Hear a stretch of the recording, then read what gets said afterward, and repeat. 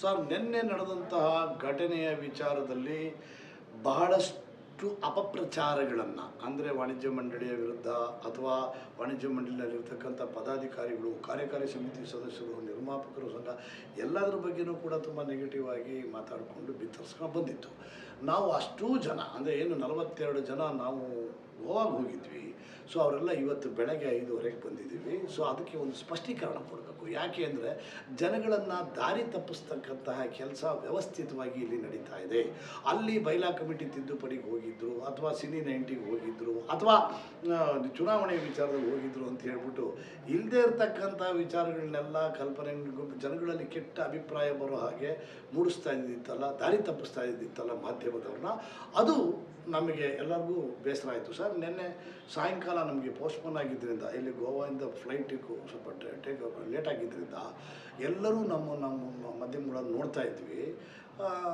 ಒಂಥರ ಅಂದರೆ ಮೌನಂ ಸಮ್ಮತಿ ಲಕ್ಷಣಂ ಅಂತಾರೆ. ಈಗ ಅವ್ರು ಮಾತಾಡಿದ್ದನ್ನು ನಾವು ಇಲ್ಲಿ ಕರೆದು ಏನು ನಡೀತು ವಾಸ್ತವ ಅನ್ನೋದನ್ನು ನಾವು ತಿಳಿಸದೆ ಹೋದರೆ ಅದು ಎಲ್ಲೋ ಒಂದು ಕಡೆ ಒಂದು ರಾಂಗ್ ಮೆಸೇಜನ್ನು ಕೊಟ್ಟಂಗಾಗುತ್ತೆ.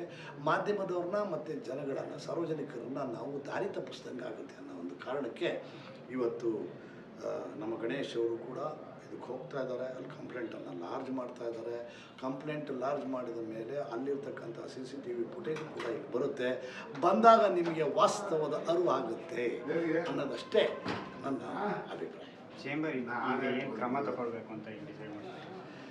ಚೇಂಬರು ಸರ್, ಇಲ್ಲಿ ಏನಾಗಿದೆ, ನಾವು 3 ವಲಯ: ಹಂಚಿಕೆದಾರರು, ಪ್ರದರ್ಶಕರು ಮತ್ತು ನಿರ್ಮಾಪಕರು.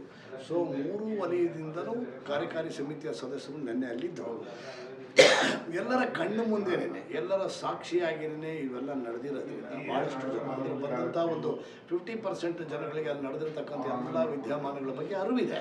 ಸೊ ಆ ಒಂದು ಕಾರ್ಯಕಾರಿ ಸಮಿತಿ ಯಾವ ತೀರ್ಮಾನವನ್ನು ತಗೊಳುತ್ತೆ, ಮತ್ತು ಮಾತೃ ಸಂಸ್ಥೆಯ ಪದಾಧಿಕಾರಿಗಳು ಯಾವ ತೀರ್ಮಾನಕ್ಕೆ ಬರ್ತಾರೆ, ಆ ತೀರ್ಮಾನಕ್ಕೆ ನಿರ್ಮಾಪಕರ ಸಂಘ ಬದ್ಧವಾಗಿರುತ್ತೆ. ಮಾತೃ ಸಂಸ್ಥೆ ತಗೊಳ್ತಕ್ಕಂಥ ತೀರ್ಮಾನವನ್ನು ನಮ್ಮ ನಿರ್ಮಾಪಕರ ಸಂಘನೂ ಕೂಡ ಅನುಕರಣೆ ಮಾಡುತ್ತೆ, ಅನುಸರಿಸುತ್ತೆ.